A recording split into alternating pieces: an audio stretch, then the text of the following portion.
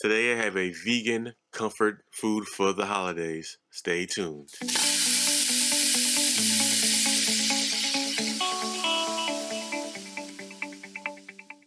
Alright, we're gonna first skin our potatoes, our Murasaki potatoes.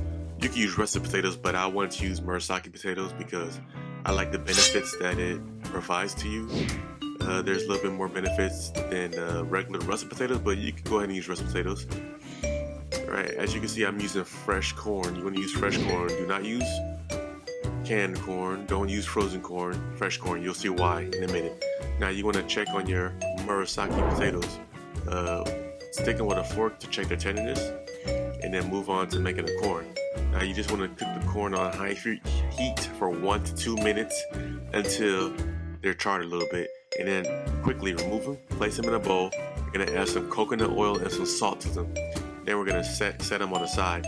This really intensifies the flavor of the corn and brings it out, and it's delicious in this recipe.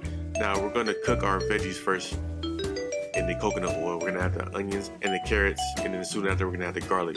Now we're going to cook these vegetables until the onions are translucent, and then we're going to add our meat substitute. I use Beyond Beef. You can use whatever meat substitute you like. Alright, it doesn't have to be Beyond Beef, just use whatever you desire. Alright, we're going to go ahead and add our seasonings. Now, the thing here, thyme, I actually didn't have any dry thyme, so I use fresh thyme, and it actually tastes way better, I think, in my opinion. The fresh thyme, it not only fills your kitchen with the aroma of the holidays, but it just tastes good with everything else combined. Another note is, the Worcestershire sauce, say that 3 times quickly. Make sure it's vegan. Double check your ingredients. Make sure there's no anchovies. Make sure it's vegan Worcestershire sauce, alright? You want to mix all your ingredients together and be careful not to taste it too much because it might not make it to the oven because it's that tasty. Alright?